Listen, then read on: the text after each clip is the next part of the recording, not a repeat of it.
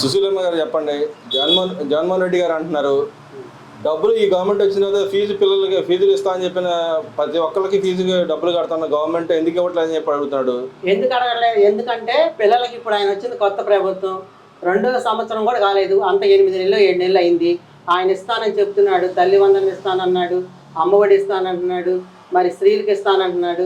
ఆయన పథకాలు ఆయన నెరవేరుస్తాడు. మరి ఇంతవరకు ఆర్థిక పరిస్థితుల్లో దేశం ఉందగమ్మించి చాలా నష్టాల్లో ఉందగమ్మించి ఈ రోజు ఆయన కొంచెం కోలుకుంటున్నాడు. కంపల్సరిగా ఎవరికి అనుకున్నది వాళ్ళకి ఇస్తాడు. అట్లా అన్యాయం చేసే వ్యక్తి కాదు, ఒకళ్ళు చేసినా కూడా ఒప్పుకునే వ్యక్తి కూడా కాదు. స్కూల్ విషయంలో కానీ ఫీజుల విషయంలో కానీ దేనికైనా ఆయన మంచి ఇంట్రెస్ట్గా తీసుకొని ప్రజలకి దేశానికి ఏం కావాలో అది చేయగలిగే శక్తి సోమత ఆయనకు ఉంది. ఆ ప్రభుత్వానికి ఈ ప్రభుత్వానికి ఉంది. మేమందరం కూడా సంతోషిస్తున్నాం. మా పిల్లల గురించి మేము అంత ఆందోళన పడతలేదు. జగన్మోహన్ రెడ్డి గారు మరి ఎందుకు ఆందోళన పడుతున్నారు? అంత ఆందోళన పడద్దు. ఆయన్ని మాకు ఇస్తాడు, మాకు తెలుసు మా బిడ్డల గురించి. ఆయన ఏం కోరుకోవాలి, ఏం అడగాలో అడుగుతాము, ఇస్తాడు కంపల్సరిగా. దాని గురించి ఆయన ఓరక జనాన్ని రచ్చగొట్టి పార్టీ అంతా అల్లకొలా చేయడానికి మాత్రం తలపెట్టవద్దు. అది చాలా తప్పు. ల్యాప్టాప్లు ఇచ్చి గతంలో కూడా పిల్లలకి లేనిపోయినన్ని ల్యాప్టాప్లు ఇచ్చి వాళ్ళ చదువు జీవితాలు ఆగం చేసి ఏ పిల్లలు పాస్ అయ్యారు, ఏ పిల్లలు అభివృద్ధిలోకి వచ్చారు, ఎవరూ రాలేదు. తెలిసిందా? ఆ పని చాలా తప్పు. ల్యాప్టాప్లు ఇవ్వడానికి చదువుకున్న పిల్లలకి ఆయన ఇచ్చిన ఈ రోజు కూడా పిల్లలు ఉపయోగించి ఆగం చేస్తున్నారు. తల్లిదండ్రుల దగ్గర పిల్లలు జాగ్రత్త ఎక్కడుండారు, ఎక్కడ భర్తపరిచాడు ఆయన, అంత ఆగమైపోయింది.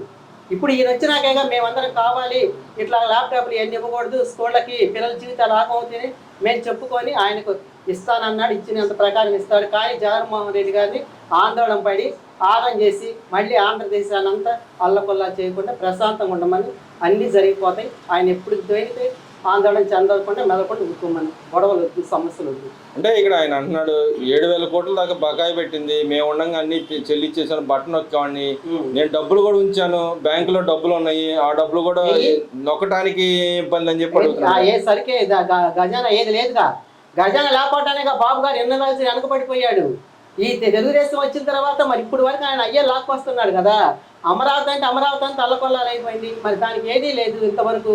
మరి దాన్ని చూసుకోవాలి, ప్రజలు చూడాలి, కావాల్సినవి ఇవ్వాలి, అన్నిటి ఆయన లాక్కొస్తున్నాడు కదా. లాక్కొచ్చే మనిషిని మళ్ళీ ఎందుకు మన వెనక ఆయన లోయలో నెడతాం? ఆ లోయలో మనిషిని పైకి లాక్కోవడానికే ఈ దేశం ప్రయత్నించాలి కానీ వంట మనిషిని లోయలో పెడతాం ఎందుకు? ఆయన అట్లా తప్పు కదా జగన్ తీసుకోవాలి. అది ఎంత తప్పో తెలుసా? చాలా తప్పు, ఆయన చేయకూడదు. అసెంబ్లీకి వెళ్ళాలి ఒక ఎమ్మెల్యేగా ఉన్న వ్యక్తి ఆయన అసెంబ్లీ వాళ్ళు ఎందుకు వెళ్ళలేదు అంటారు? ఎవరు? ఆయన దేనికి వెళ్ళలేదు, దేనికి ఇచ్చో ఆయనకి ఏ సీటు కావాలని కోరుకుంటున్నాడు. ఆయన ఏ పదవి కావాలని కోరుకొని వెళ్ళడం లేదు. మేము చెప్పలేం కదా. ఇప్పుడు ఎమ్మెల్యేకి నీ పదవి వచ్చింది, నిన్ను వెళ్ళమన్నారు అసెంబ్లీకి, నువ్వు వెళ్ళని అంటున్నావు, ఉంటున్నావు. మేము ఎవరేమో చేయలేంగా. నిన్ను మాట్లాడమని అంటున్నారుగా పార్టీ వాళ్ళు. నిన్ను అసెంబ్లీలోకి రావద్దయ్యా, నువ్వు రావడానికి వీల్లేదని చెప్పలేదుగా. నిన్ను రమ్మనే కోరుకుంటున్నారు. నువ్వు దేనికి వెళ్ళడం లేదు. నీకు ఏ పదవి కావాలనుకుంటున్నా ఆ పదవి వాళ్ళు వీలేమంటున్నారు. దానివల్ల నువ్వు ఆగావు. ఇంకా దాని గురించి ఇంకెందుకు నువ్వు మళ్ళీ పాపగండం చేసి అల్లకొల్లాలు చేయటం? దేనివల్ల అల్లకొల్లాలు చేస్తున్నావు? పలాందని చెప్పు. అంటే మహిళల మీద ఏదైతే అంతకుముందు వ్యాఖ్యలు చేసేవాళ్ళు దాడులు చేసిన పరిస్థితి ఉంది. ఇప్పుడు అంటున్నాడు అరెస్టులు చేసిన వాళ్ళు అక్రమంగా అరెస్ట్ చేస్తున్నారు. నిజంగానే ఆ విధంగా అరెస్ట్ చేస్తున్నారు? చేయదు. ఈ ప్రభుత్వం అలా చేయదు. వాళ్ళ కళ్ళతో చూసి దేశ ప్రజలు మాకు ఇది అన్యాయం జరుగుతుంది అన్నప్పుడే ఆయన పట్టుకుంటాడు, వదలడు. పట్టుకున్న మనిషిని వదలడు ఆయన. అది అంటే ఇక్కడ అరెస్ట్ చేయడం కూడా తప్పే అంటారా? తప్పేం కాదు, కరెక్టే చేస్తున్నాడు ఆయన. డ్యూటీ వరకు ఆయన కరెక్టే చేస్తున్నాడు. గతంలో నువ్వు కేసుని కొడాలి నాని వాళ్ళని ఏం చెప్పావు? ఒరే చంద్రబాబు నాయుడు అని పిలవమన్నావు, అలా పిలిపించావు, అలా మాట్లాడిచ్చావు, అలా అల్లకొల్లాలు చేసావు. ఆయన వయసు ఏంటి, వీళ్ళు వయసు ఏంటి? కొడాలి నాని గారు ఎవరి దగ్గర నుంచి వచ్చాడు? బాబు గారి దగ్గర నుంచి వచ్చాడు. ఆ కొడాలి నాని గారికి ఎవరు చెప్పారు? నువ్వు చెప్పావు అలాంటి మాటలు మాట్లాడమని. ఒక నాయకుడిగా ఉండి, ఒక ముఖ్యమంత్రిగా ఉండి నువ్వు అలాంటివన్నీ చెప్పొచ్చా, అలాంటివన్నీ చేయొచ్చా? అది తప్పు కదా. కానీ అది చెప్పించినా కూడా మేము కరెక్ట్ గానే ఉన్నాం. కరెక్ట్ ఎవరు చేశారు? కరెక్ట్ పలాంటి కరెక్ట్ అని చెప్పండి. ఏ కరెక్ట్ మీ ప్రభుత్వం చేసిందని చెప్పండి మా ప్రజలకి. నువ్వు పథకాలు స్కీములు అని పెట్టావు. ఎందుకు ఈ స్కీములు, ఈ పథకాలు అవసరమా? మేమేం కోరుకోలేదుగా, నిన్ను పెట్టావు. కాదంటా తీసుకున్నారు ప్రజలు, దాన్ని కూడా మేమేం కాదంటలా. వచ్చిన తెలుగుదేశాన్ని వాళ్ళ అభివృద్ధిలో తీసుకొచ్చేదాన్ని నువ్వు దయచేసి గొడవలు పెట్టి వెనక్కి లాగొద్దు. దాన్ని ఏ కాడికైనా ముందలకే లాగటానికి ప్రయత్నించండి. ఈ గవర్నమెంట్ వచ్చిన తర్వాత మహిళల మీద దాడులు ఎక్కువ జరుగుతున్నాయి అంట కదా. ఏమి లేదే, ఏ దాడులు జరగట్లేదే. జరిగినా కూడా ఎక్కడన్నా జరిగినా కూడా చెప్తున్నాడుగా. అదే లాస్ట్ రోజు వాళ్ళకని చెప్తున్నాడుగా. బాబు గారు ఏం చెప్తున్నాడు? దాడి స్త్రీ మీద జరిగినా ఇదే లాస్ట్ రోజు వాళ్ళకని చెప్తున్నాడు. గత ప్రభుత్వం లాగా ఆయన కళ్ళ ముందు అవపడ్డా కూడా అవపడలేదు, నాకు తెలియదు అని జగన్మోహన్ రెడ్డి లాగా నెట్టుకొని పోలేదు. ఆయన కరెక్ట్ జరిగినట్టుగా చెప్తున్నాడు. ఈ రోజు వార్తల్లో కూడా అదే చెప్పాడు. స్త్రీల మీద కానీ ఎవరి మీద అఘటన జరిగినా, అన్యాయం జరిగినా కూడా వెంటనే అది అడాక రోజు అవ్వాలి ఈ రోజుతోటని. మరి ఆయన ఎందుకని అవి కూడా తప్పులని ఎందుకని మాట్లాడుతున్నాడు అంటారు? వాళ్ళ పార్టీ ఎందుకు ఉమెన్కి అగెనిస్ట్గా ఎందుకు ఉంటుంది అంటారు ప్రతిసారి? కానీ మళ్ళీ ఈ గవర్నమెంట్ వచ్చిన దాడులు జరిగింది నేను ప్రాపగండా ఎందుకు చేయదలుచున్నాను? మరి గతంలో ఆయన అన్ని చేస్తుంటాడుగా, గతంలో ఆయనకు అన్ని సాధ్యమైనవి కదా. ఇప్పుడు మళ్ళీ ఎందుకు ముందరకు రావాలి అంటే ఏదో ఒకటి పాపగండ లోపాలుగా ప్రజల్లో నుంచి నువ్వు తీసుకొని అదంతా తీసేసావు, అయిపోయింది గతం అంతా. మళ్ళీ ఎందుకు గతాన్ని ఎత్తుకొని నువ్వంతా మళ్ళీ జనం చేత అనిపించుకోవటం అవసరమా? వద్దు, నువ్వు ఉన్న నాయకుడికి అట్లా ఉండిపో, ఏ గొడవ వద్దు. మళ్ళీ దేశ ప్రభుత్వాన్ని ముందరకు రాకురానింది చేయండి.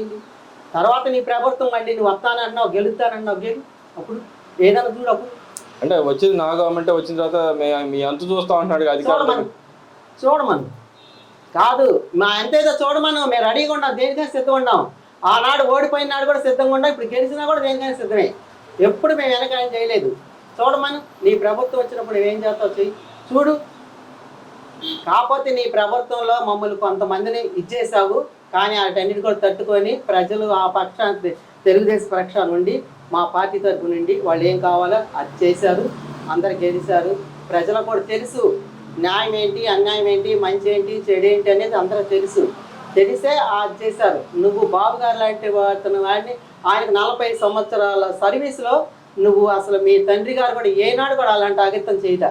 నువ్వు చేసిన పని బాబు గారిని సామాన్యమైన పైన అది నువ్వు టెస్ట్లో పెట్టావంటే ఆయనకు కూడా నువ్వు అట్లా చేసావంటే నువ్వు చేసిన పని ఏం పని, మంచి పని. కానీ ఆయన ఎత్తున నువ్వు పాలే పోసావు. నువ్వు చేసుకున్న దానికి నీకే, ఆయనదేమి కాదు. ఆయన ధర్మాత్ముడు, ధర్మంగా గెలిచాడు.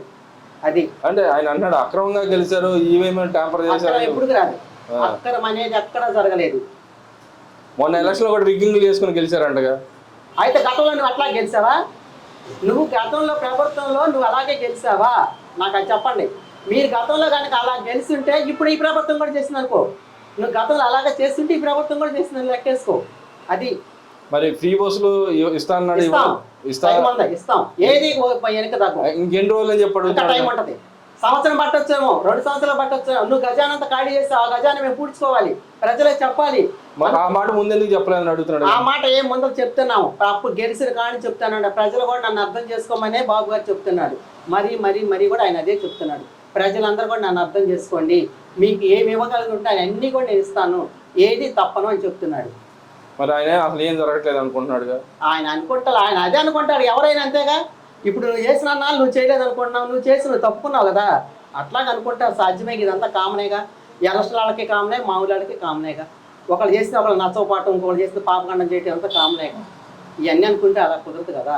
అది ఓవరాల్గా మీరైతే నమ్ముతున్నారు ఈ గవర్నమెంట్ పథకాలన్నీ ఇస్తుందని? పూర్తిగా మనస్ఫూర్తిగా నమ్ముతున్నా. ఇస్తాడు, మాట తప్పడు. బాబు గారి తల్లిదండ్రులు పోయినా కానీ మాట తప్పని మనిషి మాట మీద ఉంటాడనే నమ్మకం ఉంది, మాకు ఇస్తాడు. మరి ఈ మోసాలు చేస్తాడు అంటున్నాడుగా. ఆయన ఏం మోసం చేయలేదే.